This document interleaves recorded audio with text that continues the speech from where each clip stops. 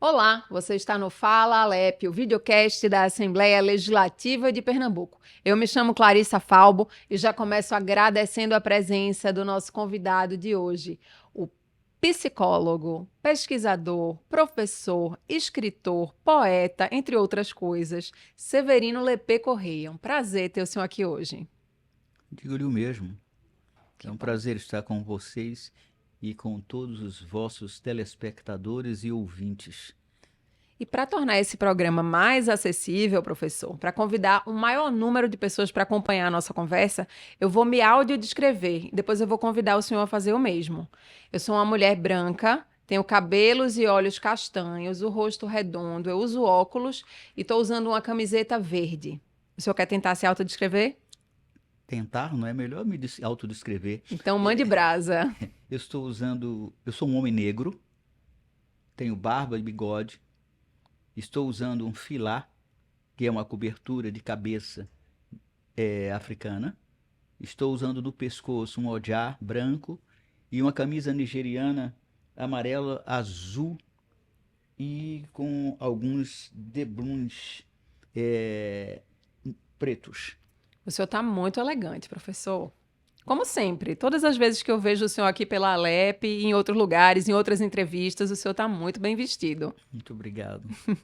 É para que vocês possam fazer uma leitura melhor, né? Porque eu digo sempre que eu sou um texto no meio da rua. É, sim, com certeza.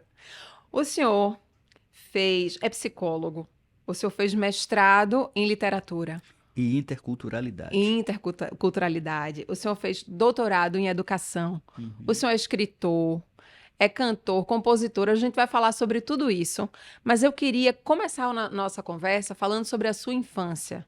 O senhor cresceu no bairro do Fundão, em Recife. O senhor foi criado por sua avó Brandina, que o senhor chama de mãe-vó, e por sua mãe Benedita. Sua mãe Benedita, inclusive, criou o senhor e o seu irmão sozinha. Foi mãe solo, como a gente diz hoje. Ela fez a escola normal, que hoje em dia a gente chama de magistério. Durante uma época da vida, ela teve, inclusive, uma escolinha de alfabetização na casa de vocês. Mas ela também foi bordadeira, ela também trabalhou na casa de famílias assim, conhecidas, importantes aqui do Recife e também perdeu oportunidades profissionais por conta do preconceito. Eu queria que o senhor falasse dessas influências familiares, que o senhor falasse dessa infância e como é que todo esse contexto contribuiu na sua trajetória. Eu começo a lhe dizer que eu não fui criado como menino no Fundão. Eu nasci no Fundão. Eu fui criado em Olinda, no Jatobá. Eu fui muito cedo para o Jatobá, quando ainda tinha o pé de Jatobá, num local que hoje é chamado de PE 15, que era a famosa Estrada de Paulista. E eu fui criado ali naquela área, num local chamado Parque Bancrédito, que fica próximo à Argentina, Castelo Branco. Um pouquinho atrás do pé de Jatobá, tinha uma escola que era o Grupo Escolar Floriano Peixoto, aonde foi minha primeira escola. Então eu fui criado por ali assim. E minha mãe, a minha avó Brandina, morava com a gente, morava comigo e com minha mãe e meu tio, né?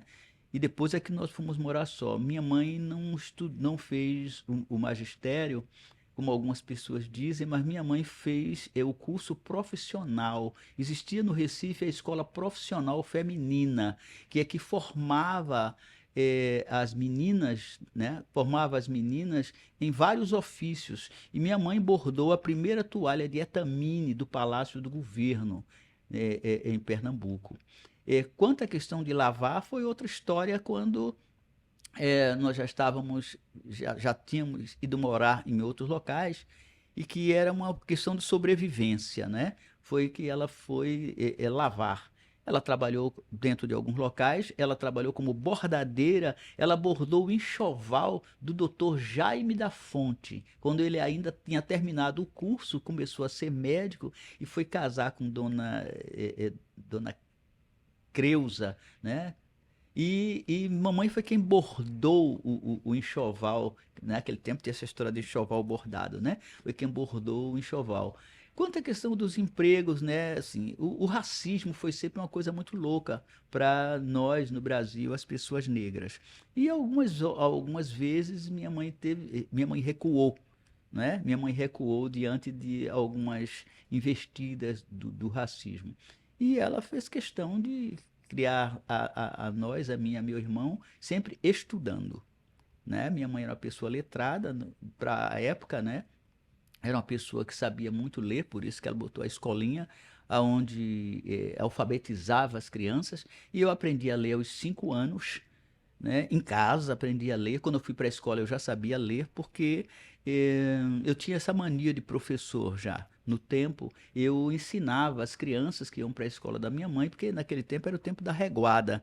Tinha umas réguas assim que, para que as crianças não levarem reguada, eu as ensinava antes que começasse a aula, porque eu temia que minha mãe desse uma reguada em algum que não soubesse Escreveu, das não leu, coisas. não é, A professor? régua comeu.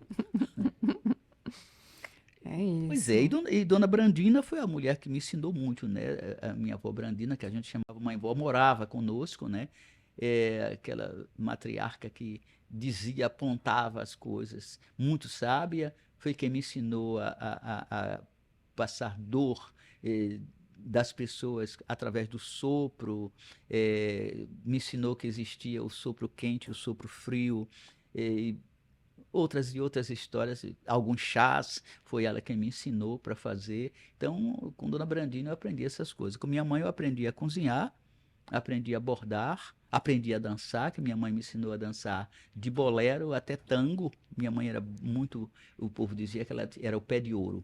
Então, minha mãe me ensinou a dançar e cantar, né? Porque minha mãe cantava, minha mãe cantou no coral do padre Jaime Diniz, que era um grande maestro, um padre que tinha um coral na igreja de Água Fria, e minha mãe cantou lá e foi quem me ensinou a cantar, me dando duas ordens. Meu filho, não grite, porque as pessoas vieram escutar você cantar e não gritar. E veja se você não desafina, porque é muito feio. Bons conselhos, não é, professor? Bons conselhos. Para me preparar para essa entrevista, para fazer esse roteiro de perguntas, eu li sua tese de doutorado, que é uma espécie de autobiografia através da qual o senhor elabora questões da sua identidade socio-racial, reelabora, ressignifica e se apropria mesmo da sua própria narrativa. Eu achei muito interessante. E uma das questões que eu achei interessante foi a questão do nome pelo qual o senhor é conhecido, Lepê. Sim. Na tese, em algum momento, o senhor fala que as crianças pretas, elas rapidamente perdem o nome de batismo e ganham apelidos quando vão conviver com outras crianças, conviver em sociedade. Elas ganham o nome de elementos químicos, o senhor falou, ou de objetos, ou de animais, ou de personalidades, de pessoas que também têm a pele preta e são bem-sucedidas, atletas, atores, cantores. E Lepê foi um caso assim, mas foi ressignificado pelo senhor, foi reapropriado. Eu queria que o senhor contasse essa história pra gente. Não foi reapropriado. É porque nós, os negros, os ciganos têm três, e nós, os negros, temos dois nomes. O nome que se chama dentro da comunidade e o nome que a gente chama nome de branco, que é o nome que se batiza a gente, não Mas é? Lepê não era Pelé e Não, virou não, não, não, Lepê? não. É outra história.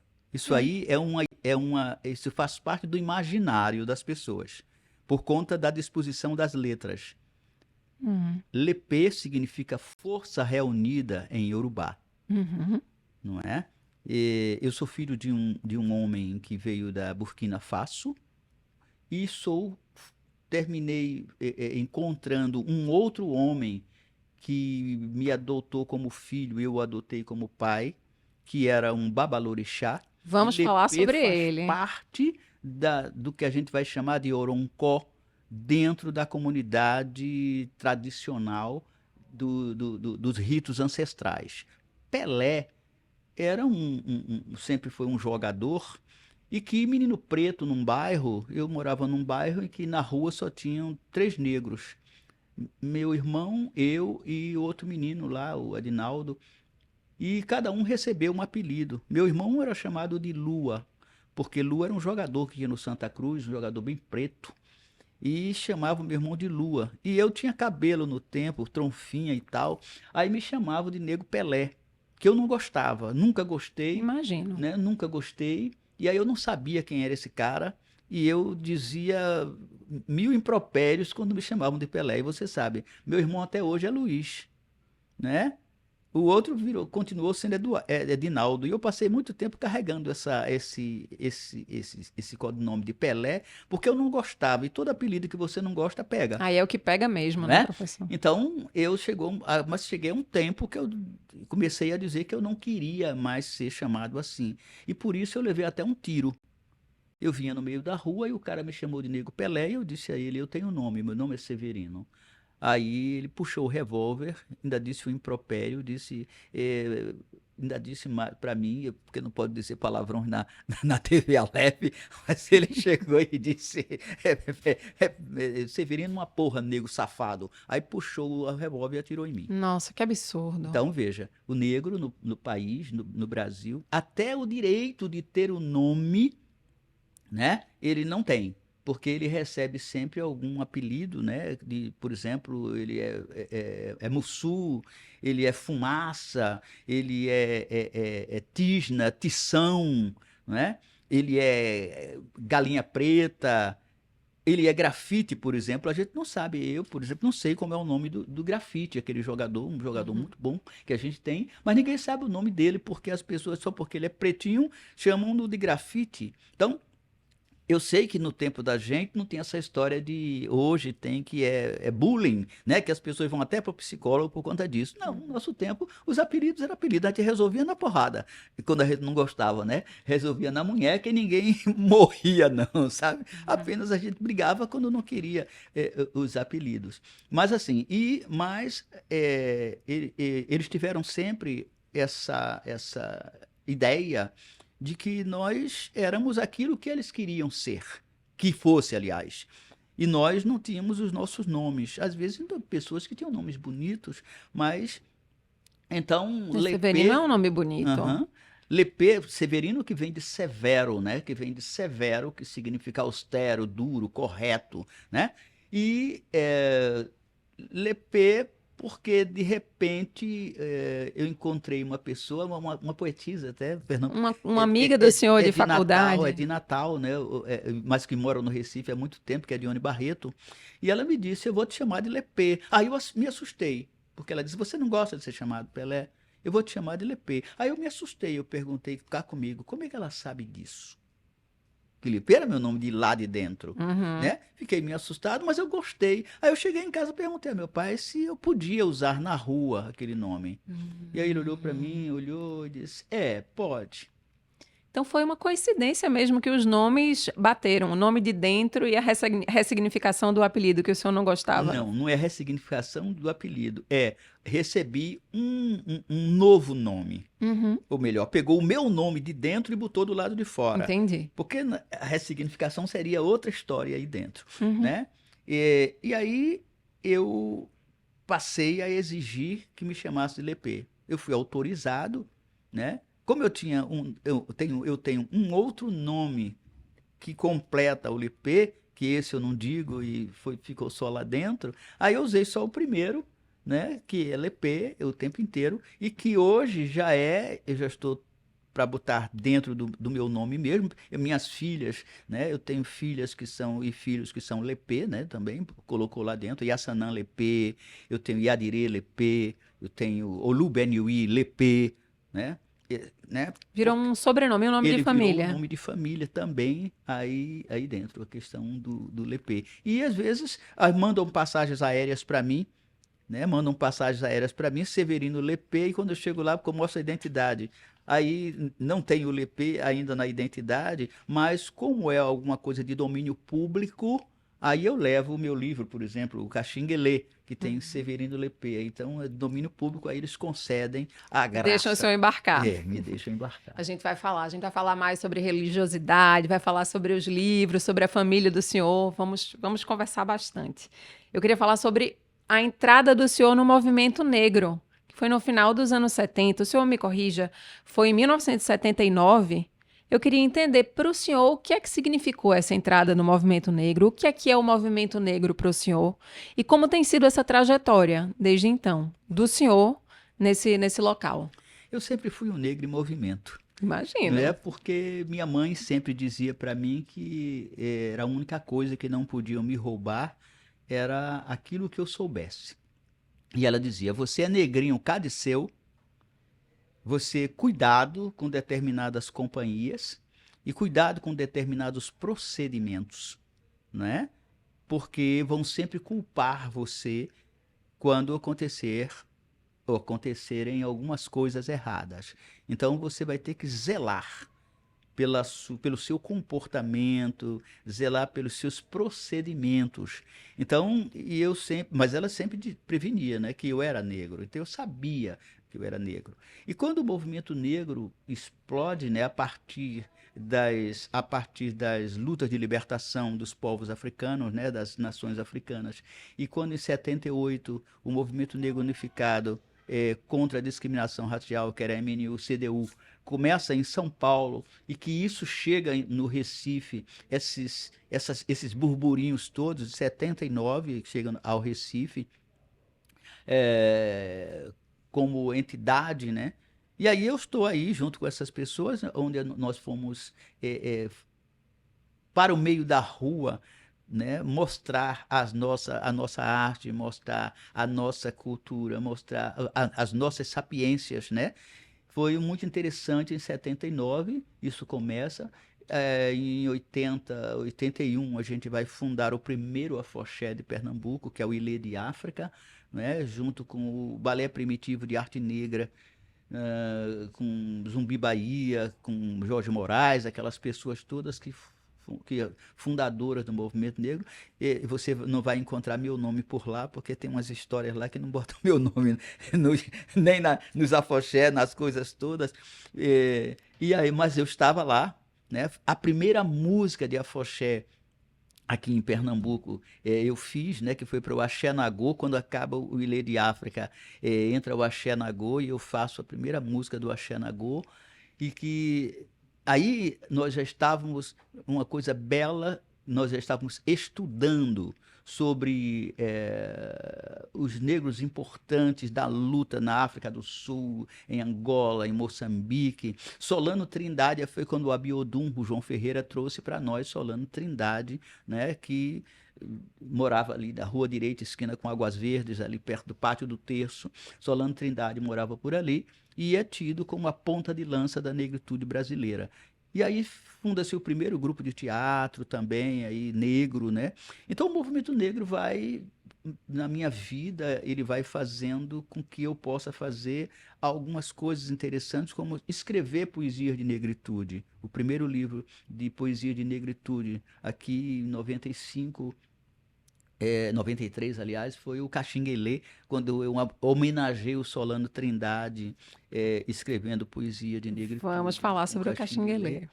E, é, e a luta, né? E a luta que continuou, em 78 eu já era professor da rede estadual de ensino, e lá dentro eu já fazia, né? Eu me lembro que, como eu sempre usei roupas africanas, eu me lembro que teve um dia na escola, Monsieur Arruda Câmara, em que a diretora me chamou porque eu tinha que parar de usar o meu filá.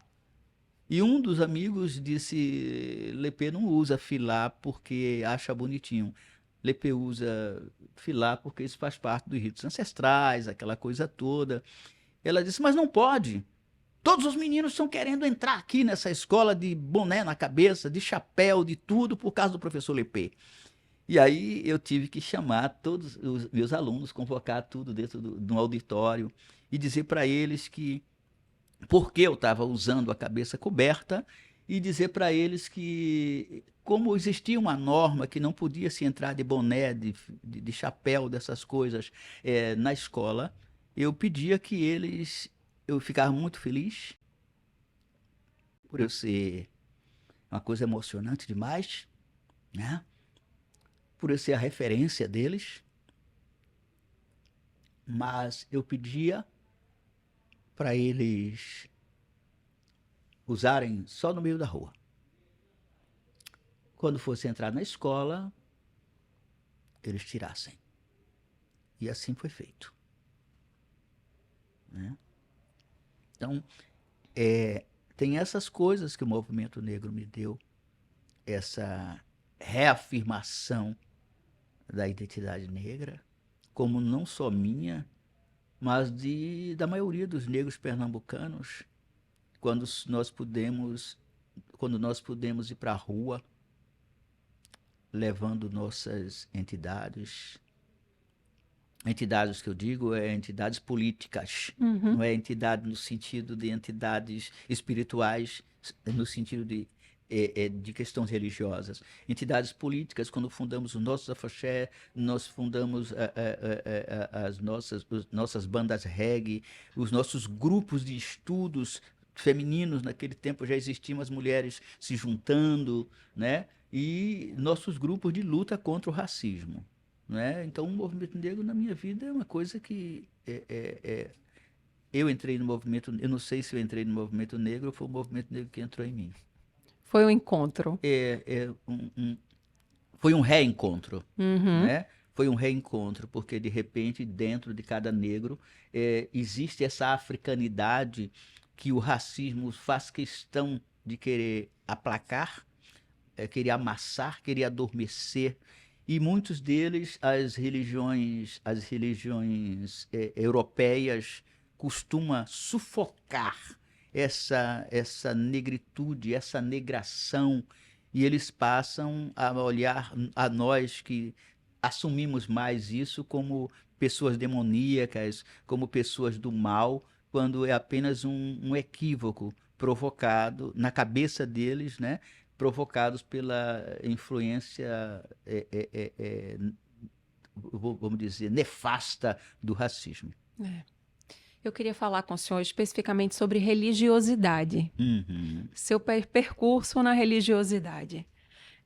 Eu li na sua tese de doutorado que a sua mãe queria que o senhor fosse padre, que o senhor chegou a frequentar igrejas protestantes, mas que não ficava muito tempo em nenhuma, porque costumava fazer perguntas inconvenientes, eu imagino, como deve ter sido essa criança, né, nesses lugares. Que por um tempo também foi espírita, kardecista, e em algum momento se encontrou numa prática religiosa, encontrou, o senhor falou anteriormente, o seu babá, o seu pai espiritual, Paulo Preto. Eu queria que o senhor compartilhasse com a gente o que fosse possível sobre esse encontro, sobre quem foi Paulo Preto, o que é que ele representa na vida do senhor e o que é que essa prática religiosa, essa religiosidade representa para o senhor também. Eu não vou chamar religiosidade porque nós não temos religião nesse sentido europeu. Eu Uhum. chamo de ritos ancestrais. Eu concordo com o Fábio Leite quando a gente chama de ritos ancestrais, né? Porque nós não temos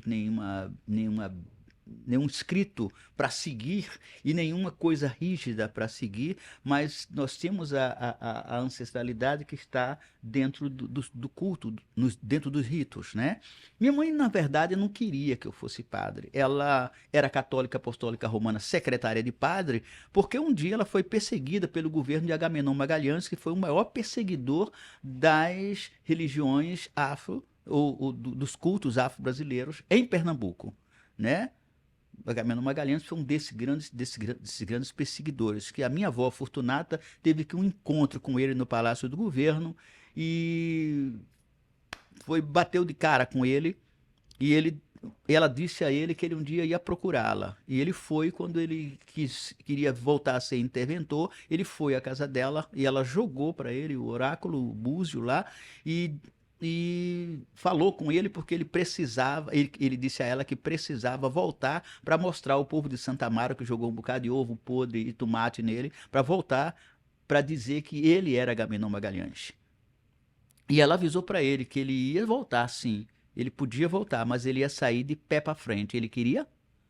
Aí ele disse: eu quero nem que seja governar um dia, mas eu quero mostrar ao povo de Santa Amaro que eu sou Agamenon Magalhães. Assim dizia o meu velho, me contando, porque ele era menino no tempo e estava na hora em que a avó Fortunata Paulo Preto presenciou esse jogou para encontro. isso. Entendeu? Então, veja, minha mãe, eu andava com os padres e ela gostava dessa companhia.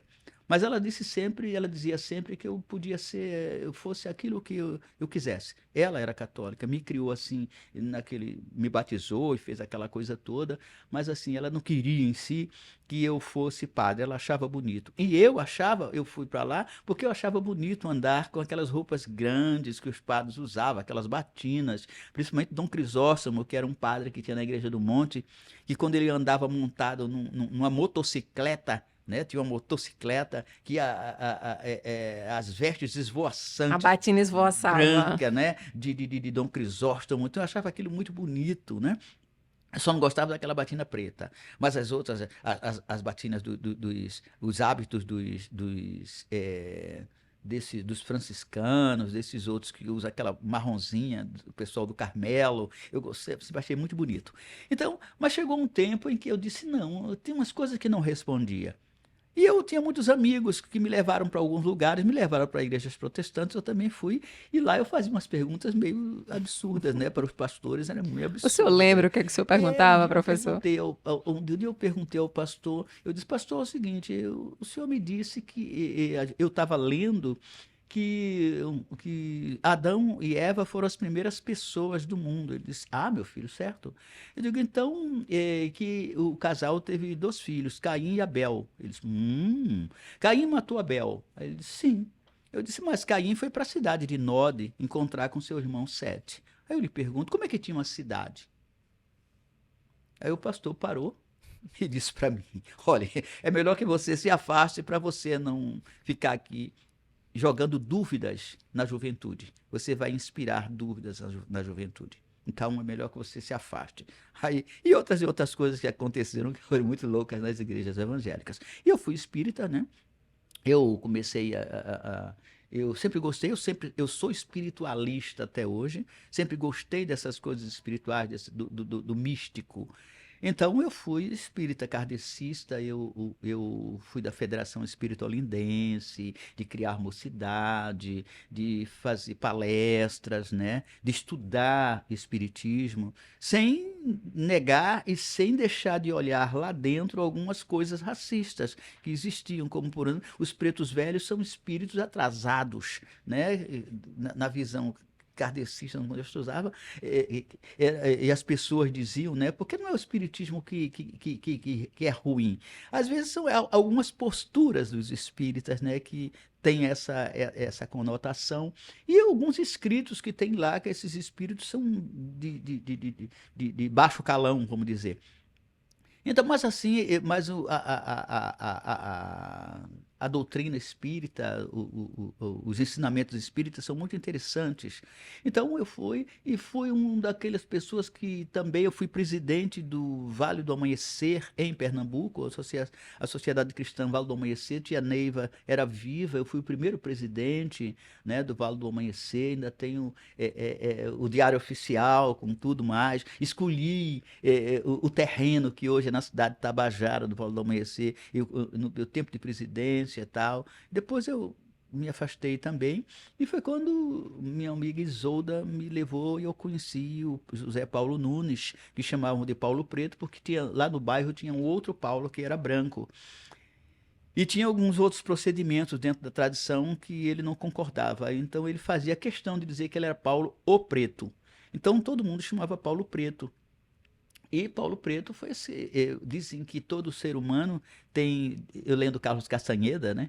Aquele homem que escreveu A Eva do Diabo, que encontrava os índios Iaque, encontrou com os índios Iaque lá no Planalto de Sonora, no México, procurando mescalito, né? Fazendo uma pesquisa antropológica sobre datura. E aí, Dom Juan, esse índio que ensinou Carlos Castanheda, ele dizia que todo ser humano, todo homem tem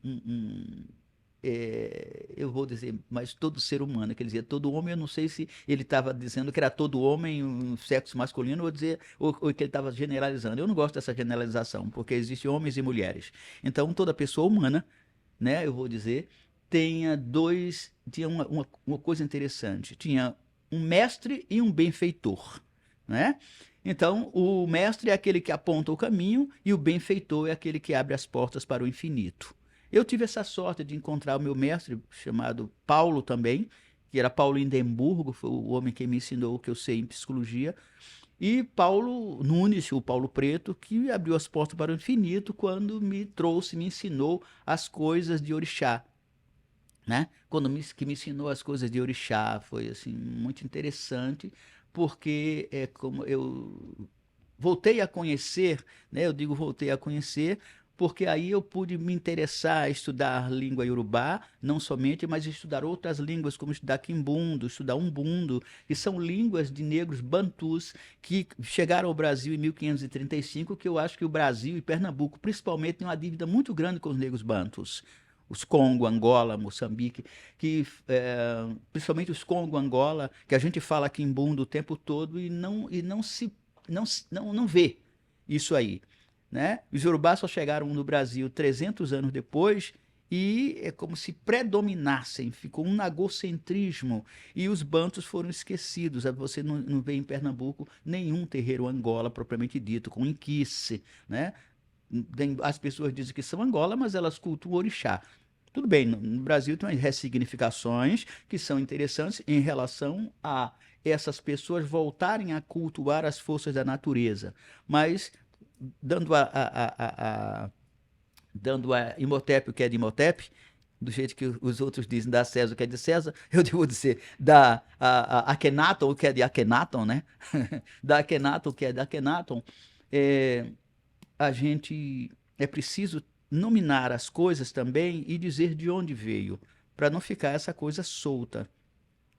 Então, quando eu vou para a casa do Paulo Preto, o Ogum Bii, né, aquele que foi trazido por graça de Ogum, esse era o oroncó dele dentro do culto, Ogum Bii. Então, aí desperta em mim esse desejo de me aprofundar nessas coisas espirituais. E aí eu comecei a estudar um pouco de Yorubá, estudar um quimbundo, né? E buscar algumas coisas mais, e que eu continuo fazendo. Eu digo sempre que eu sou um aborixá, um cultuador de orixá, né? E dessas forças da natureza que não são, o povo fica falando mal, que não são diabos, porque na cultura negra não tem diabo, né? Não tem diabo e nem tem inferno e nem tem céu. É uma outra visão de mundo, é uma outra cosmovisão. Não tem diabo porque para existir diabo existia o Deus do bem e o Deus do mal. E Olodumare é único enquanto poder. E Olodumare é único enquanto sabedoria. E Olodumare é único enquanto presença, está em todas as coisas.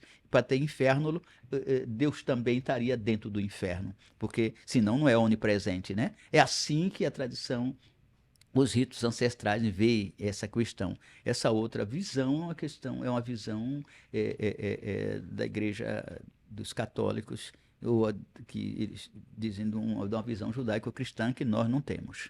Professor, o nosso tempo de programa na TV Alep está chegando ao final. Vou fazer uma última pergunta, aí a gente vai encerrar o programa da TV, mas aí a gente continua numa versão estendida que vai ficar disponível para os espectadores no canal da Alep no YouTube.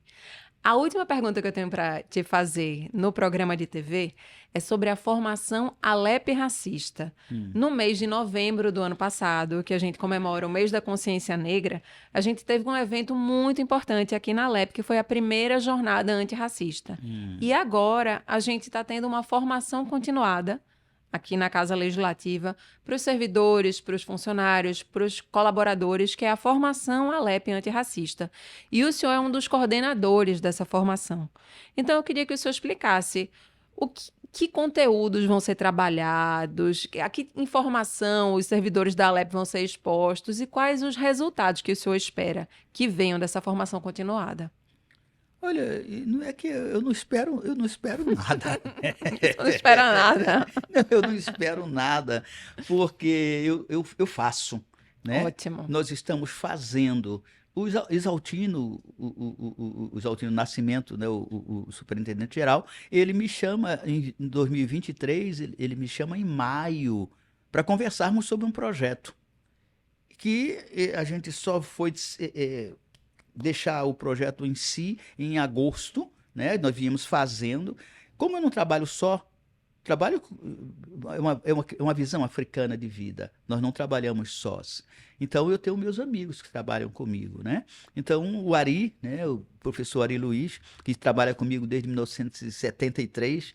Aí eu chamo o Ari, chamo Rodrigo, né, o Rodrigo Marinho, Maria das Dores, né? Nós nos juntamos para fazer essa história do projeto. E fizemos o projeto, fazer um projeto que pudesse, em novembro, né? Em novembro, fazer algo que pudesse ir de encontro ao racismo, né? Ir de encontro ao racismo, e nós decidimos fazer uma jornada, né? Uma jornada antirracista que nós fizemos, que foram 5 dias, de 6 a 10 de novembro, né? De 6 a 10 de novembro, uma jornada com 2 palestras diárias, e mais o que a Isaltino chamou a mística, né? Que no começo e no fim, alguém, um ator ou uma atriz ou um cantor e uma cantora negra pernambucana, para estar, né, dentro também do trabalho. E nós fizemos a jornada Alep antirracista, e junto com alguns mandatos, os mais próximos que quiseram participar, né? A Dani Portela, o João Paulo, é, quem mais? Quem mais? Deixa eu me lembrar. E outras. Rosa Quem? Morim. Rosa Morim, também aquela moça, também aquela deputada lá do Sertão, como é? Socorro Pimentel. Socorro Pimentel, né? E mais dois deputados aqui também que eu esqueço agora o nome, mas eles estavam todos, esse projeto, todo mundo junto, né? Com o Axé, a Elisa, esse povo todo daqui. Então a gente armou muito bem isso aí e fizemos a jornada.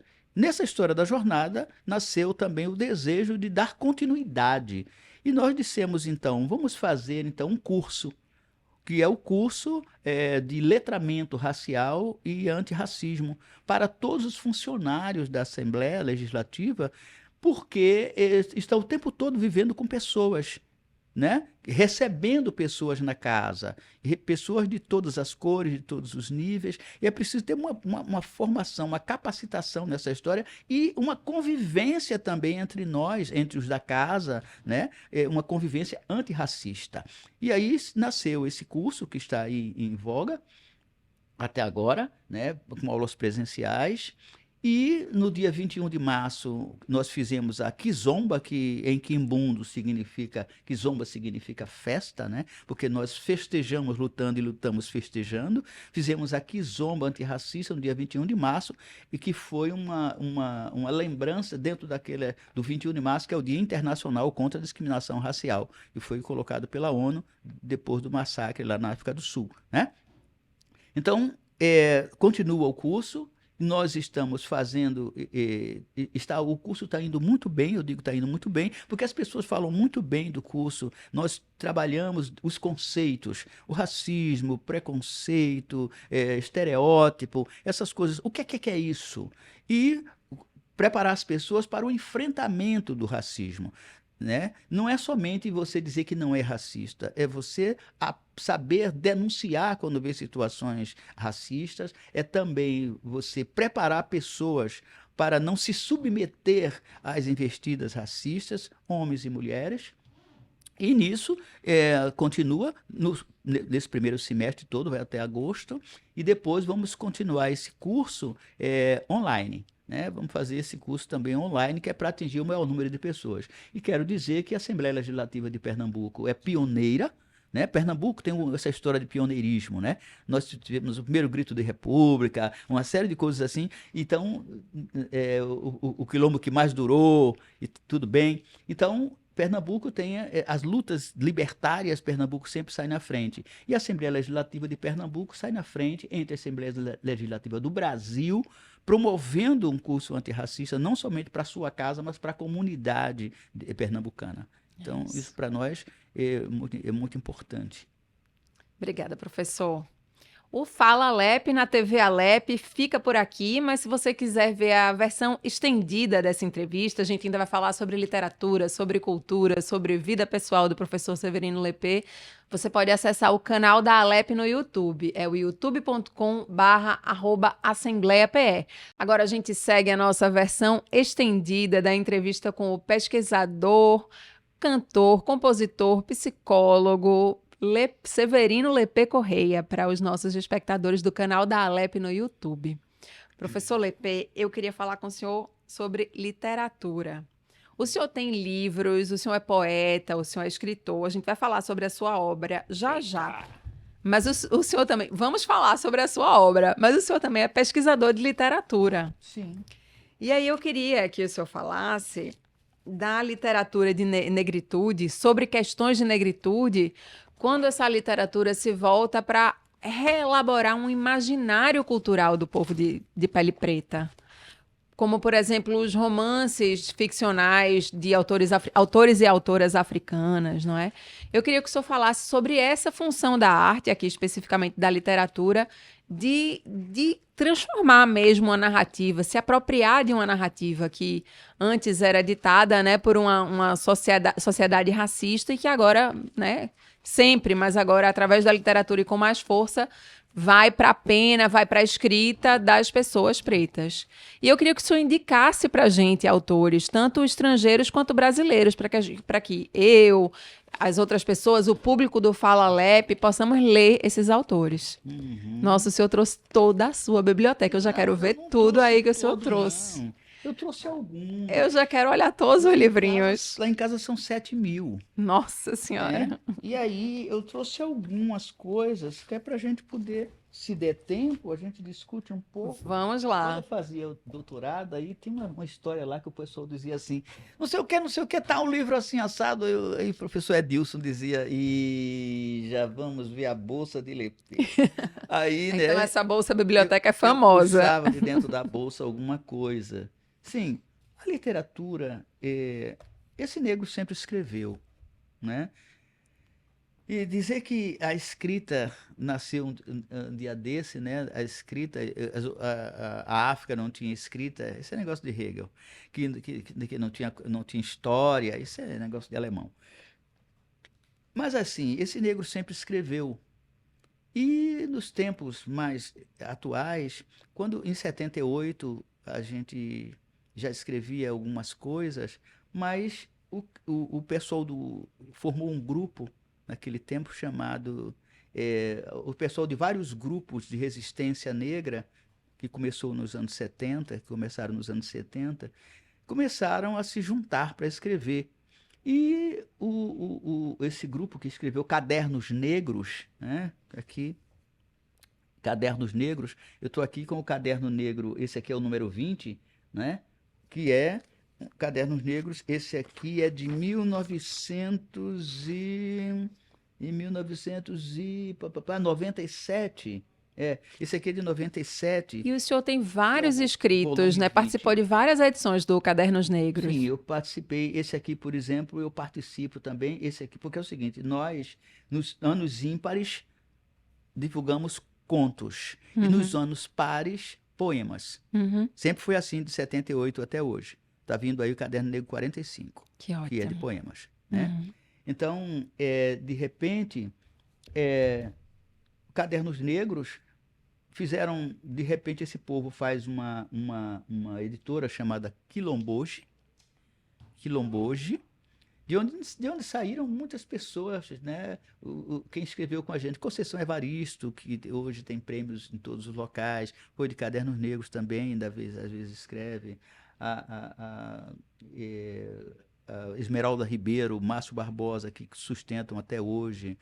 O Cuti, né? Eu tenho até uma coisa aqui, um livro interessante de Cuti por aqui.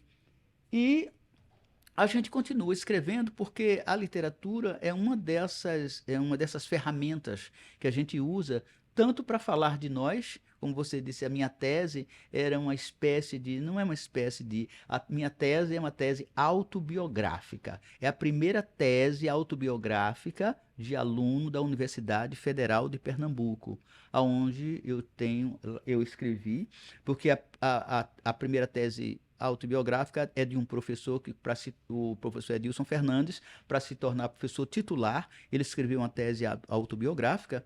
E eu também, e como ele era meu orientador, eu escrevo, achei muito interessante a proposta para fazer escola, e eu escrevi a minha tese autobiográfica, que a educação enquanto palco autobiográfico, o eu idêntico de Lepê Correia. E quem quiser é só entrar no site da universidade, está lá No repositório de no teses da repositório de universidade, teses. sim. Porque vocês falam umas palavras bonitas que eu não sei muito, não. É porque se as pessoas botarem no Repositório. Google, vai aparecer assim, mas Né? é Então, isso. pronto. Então, escrever, é difícil escrever sobre si mesmo, sabe? Mas é muito interessante porque nós tomamos posse de uma série de coisas da nossa própria vida.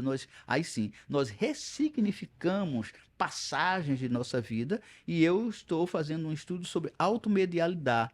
Automedialidade, que é um conceito de Delory Monberg, que é uma francesa que trabalha com autobiografia, aonde usa a arte como um instrumento, né? Como um instrumento do trabalho autobiográfico, né? Onde ela usa o espaço da arte, não como alguma coisa parada, alguma coisa para depositar, mas um espaço que está dentro das pessoas, que está dentro dos indivíduos. Na minha tese, você vai encontrar diversas gravuras feitas por mim, né? Uhum. Onde eu tenho reescrevendo, né? Eu me reescrevo ali a partir dos desenhos.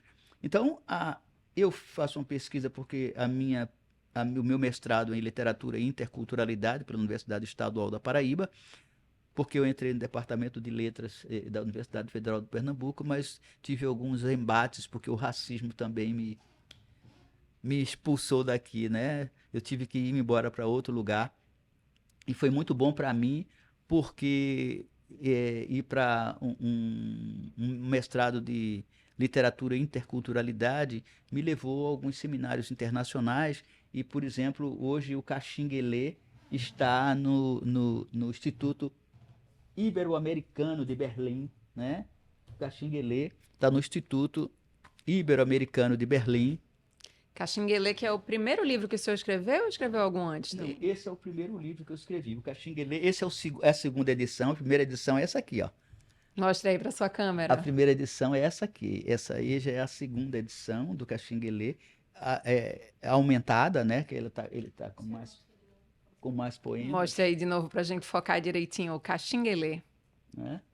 Esse aqui é o Caxinguelê, essa é a primeira edição.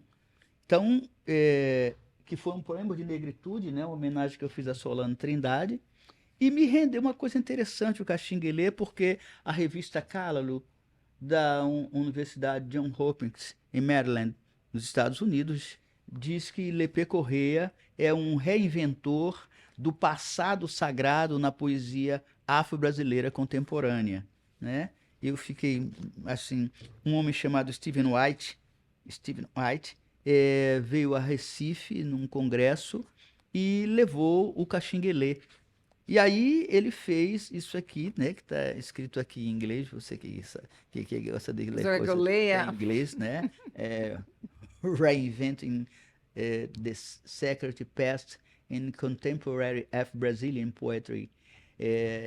Então, ele diz que é a reinvenção do passado sagrado na poesia afro-brasileira contemporânea. Uhum. Tá? Eu, Estevam Maia Maia, o Oliveira Silveira, estamos juntos nessa história. Então, veja. E aí o Caxinguelê está lá na Universidade de Berlim.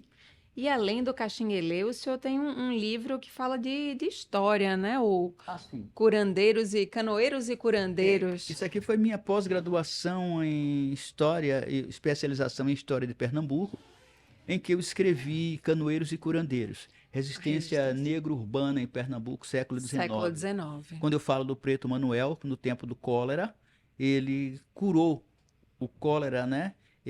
ajudou pessoas a se salvarem do cólera em Pernambuco. O primeiro negro a andar a cavalo, né, aqui no estado, né, e que tinha uma meropeia, que eles chamavam de meropeia, que era uma coisa de negro, eles chamavam de meropeia, né, mas tinha um remédio feito com ervas que curava o cólera. Ele veio do engenho Maçangana, o Manuel, e eu escrevi sobre Manuel, e escrevi sobre os canoeiros também, né? Escrevi sobre os canoeiros, que quem tinha um escravo canoeiro no tempo era uma pessoa rica, porque o canoeiro,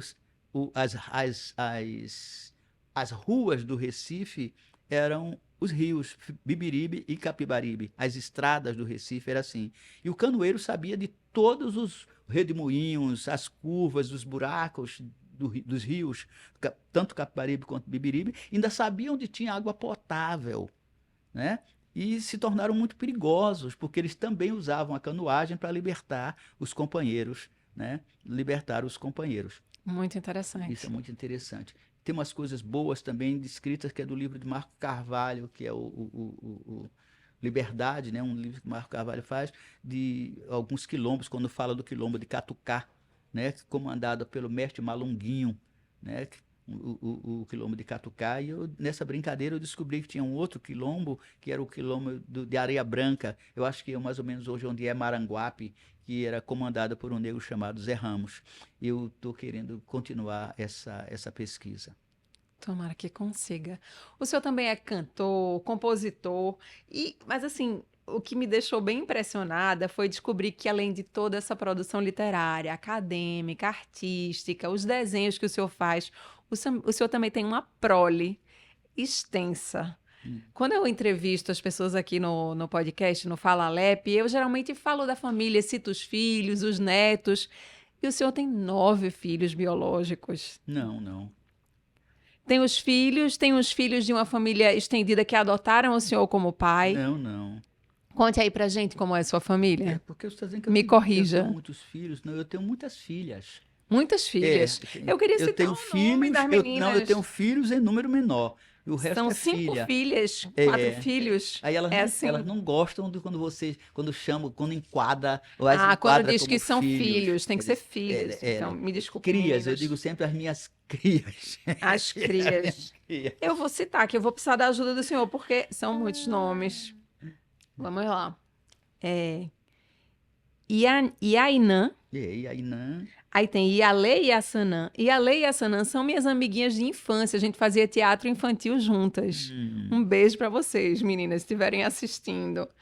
Aí tem Iadire. E a cineasta. Olha, cineasta. Ela esteve aqui também na Jornada Lep Antirracista. Eu me lembro de ter conhecido ela. Uhum. Tem Daphne. Daphne. Tem Toca piano e canta. Orunatan. Urunatan, que é o mais velho. Tem Omurile. Omorim Lê. Omorinle. Eu moro no Amazonas. Andrei. Tendrei. Olubenivi. Olubeniwi. Olubeniwi. Esse W, ele na cultura, não existe V em Yorubá, não existe Z, não existe V, não existe C, não existe Q, né? É uma língua que não tem certas letras que não existem por aqui. O S, ele tem duas versões, né? Tem o S com o ponto de baixo, que ele é Xia, e tem o S sem o ponto, que ele é C. C, né? Por exemplo, axé é A, S, ponto de baixo, E, com ponto de baixo, porque o ponto de baixo é quem abre a vogal, né? E o E fica E aberto. É aberto. Se tirar o ponto, fica Xê. Achei. Então, E o S com ponto fica com som de X, do axé. O Então, chiado. Q não existe porque já existe o K para fazer essa função. E o C não existe porque o K também está ali, né? Então, e todo G nessas línguas africanas, tanto faz Kimbundu, Umbundo, Yorubá, tanto faz, o G é G, né? G. Então, não existe esse negócio de ditongo, né? Esse G, U, I, não. É G. G é G. O senhor está falando, eu estou lembrando da música de Luiz Gonzaga, que fala do alfabeto do sertanejo, que Sim. também ele fala que o G chama-se G, né? O G chama-se G. Muito Tá? interessante. Então, veja só essa influência, né? Onde é que está, né? Uhum. Aonde ela chega, né? Então, assim, minhas crianças são maravilhosas, né? Tá todo mundo aí, né? Tem gente e fora aquelas e aqueles que me adotaram. Pois é, ainda tem essa informação que tem muitas outras pessoas que adotaram o senhor como pai. Eu sou um pai agraciado, porque é o seguinte: você não escolhe seu pai nem escolhe sua mãe. Um homem ou uma mulher escolheram-se, né? As pessoas se escolheram e aí nasceu você. Você não escolheu seu pai nem sua mãe. Você imagina que alegria é para uma pessoa que um dia deseja escolher um pai e é aceito no coração desse pai como também escolhido ou escolhida, né? Para mim é uma grande alegria eu poder ser um pai escolhido pelas pessoas, né? Escolhido por outra pessoa, por uma É um menina privilégio, uma ou por um menino. felicidade, eu Poxa, não, imagino. isso é uma coisa feliz. E o interessante é porque ninguém fica disputando, né? Nesse grupo, ninguém disputa, fica dizendo você, a mãe ou as mães podem até querer disputar, mas eles e elas em si não disputam espaço, porque todos têm o seu espaço, né? E uns ajudam aos outros, umas ajudam as outras. É muito interessante isso, porque essas escolhas são escolhas amorosas, né? São escolhas amorosas. As pessoas não precisam andar brigando por lugar no coração. E nem tampouco ficam brigando para dizer que sou maior ou sou menor, porque nenhum deles, nenhuma delas tem, para mim, tem importância. Nenhum tem importância. Porque a importância é quando você quando você faz medida de mais importante e menos importante Uma que. hierarquia, né? Não existe para mim. Para mim existe, cada uma tem o seu valor. Cada um tem o seu valor, porque cada um é ímpar, cada uma é ímpar. Como todos os seres humanos são ímpares e insubstituíveis tanto na sua própria vida, na sua história, como na história de todo mundo. Nós somos seres insubstituíveis, porque somos ímpares, somos únicos, somos pessoas únicas no mundo. Então, essas minhas crianças, como eu digo, minhas crianças, minhas crias, são muito importantes para mim, porque todas elas me fazem viver de alguma maneira. O meu gosto pelo cinema, e a direi, está lá com esse gosto pelo cinema. E a Leta Irine, que é mestranda, terminando agora o mestrado de História, mas trabalha na rádio Paulo Freire, né? Faz programa na rádio. E eu era locutor da YD 240, 99,9 MHz, Olha só. Universitária FM, né? Muito bom. Então, eu passei esse tempo ali dentro, né, na universidade. E a Sanam, por exemplo, e a Sanam agora está na Argentina. E a Sanam está na Argentina fazendo um curso de formação de documentário, né? Produção de documentário. Legal. E a Inan foi para a China, fez acupuntura, fez astrologia chinesa, hoje ela é astróloga, está lá, Instituto IA, para quem quiser consultar as coisas da astrologia. Instituto IA, que é o instituto dela. E a Inan, que foi para a China, depois foi para a Índia, passou mais uns anos na Índia, depois foi para Portugal. Hoje ele voltou ao Brasil, está em Sorocaba, junto com a minha neta Dara, fazendo essas coisas todas. Então, veja, Orunatan, né, que trabalha com massagens energéticas, que trabalha fez fisioterapia, né? Trabalha com essa distensionamento corporal, tá aí com essa coisa. O Morilê, que trabalha com história também lá no Amazonas. Cada pessoa dessa, só os pequenos, né? Só os pequenos, eu digo os pequenos que são os mais novos e as mais novas, né? Daphne, que estuda piano e canto, Olu Beniwi, que estuda multimídia aqui na Escola Técnica do Ginásio Pernambucano, Andrei, que acabou agora o ensino médio e passou aí, está escolhendo, né? Está escolhendo, que teve 920 pontos na Que redação, legal. então ele agora está escolhendo qual é o curso que ele, que ele vai Como se entrar. todo mundo tivesse pegado uma partezinha, né? Fosse uma sementinha e tivesse dando continuidade, né, professor? Aí você tem Priscila, que é médica lá lá em Petrolina. Você tem o Emanuel, que é violinista e psicanalista, fazendo mestrado em gerontologia na Federal, né? Você vai tendo, assim, Deus Wilma, que também trabalha com coisas espirituais, mas que é de matemática e de história, né? George, que é da TIM, né? Que é um dos gerentes da TIM Nordeste. Então eu tenho esses meninos e essas meninas espalhadas por aí, Uma grande família fazendo expandida, alegria né, professor? expandida. É. A gente queria agradecer por essa conversa tão profícua, tão agradável, tão Mas interessante, você disse que queria multifacetada. algumas coisas e livros. Por exemplo, você tem Henny Mankell, que tem comédia infantil. Mostra aí Uma, para uma, nossa uma câmera. africana que escreve comédia infantil, certo? A história conta umas histórias interessantes. Você tem aqui o Chinua Achebe, que é um escritor africano, mais velho. Chinua Achebe escrevendo A Flecha de Deus, que esse livro é fantástico, falando sobre tradição do povo Ibo, né? E você tem Kuti, um dos escritores que vive com a gente lá em Cadernos Negros, dos nós na noite, né? São peças de teatro negro brasileiro, né? O Kuti escrevendo sobre isso. Você tem uma coisa que Eduardo de Assis Duarte fez, que foi descobrir o Machado de Assis afrodescendente, ou o Machado de Assis afro-brasileiro. Porque todo mundo só acha que Machado de Assis escreveu aquelas coisas de branco, como o povo diz, Uhum. né? Machado de Assis escrevia poemas de negritude, ele também escrevia contos de negritude, né? E então o Eduardo de Assis Duarte fez uma pesquisa e achou essas coisas boas Muito muito legal. importantes de Machado. Uhum. Aqui, Cadernos Negros, melhores poemas, né? Os melhores poemas, e foi de 98.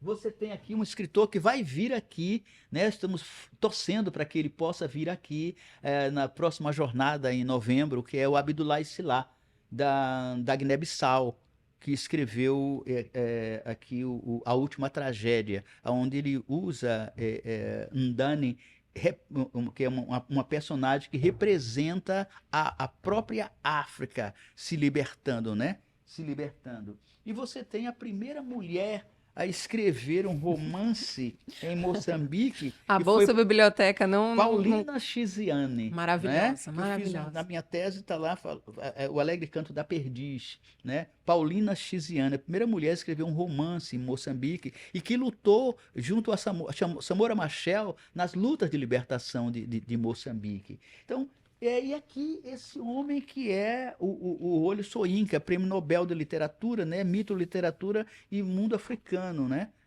E visão africana de mundo. Então, isso aqui tá. Eu sou metido a ler inglês, viu? Muito bem, professor. Professor, eu queria agradecer a sua generosidade em compartilhar com a gente essas partes da sua trajetória, essas paixões que o senhor leva pela vida, a literatura, essas dicas literárias. Muito obrigada mesmo, professor. Pois é, e dizer que todas essas coisas eu devo à Dona Benedita, né? Dona Benedita, Dona Brandina, esse seu Zé Luiz que me trouxe para cá, para esse planeta, seu Paulo que me ajudou a entrar pelo infinito, né? Nessas coisas todas, e todos os meus eus idênticos, todas essas pessoas que estão comigo até hoje, né? Desde minhas crianças e minha companheira, né? Que está comigo também nessa batalha, né? Legal. Nessa luta. Esse foi o Fala Alep, o videocast da Assembleia Legislativa de Pernambuco. Hoje a gente conversou com o professor, pesquisador, psicólogo, cantor, compositor e militante do movimento negro, o professor Severino Lepê Corrêa. Se você quiser ver outras edições aqui do Fala Alep, pode zapear no canal da Alep no YouTube, o youtube.com/assembleiape. Até a próxima.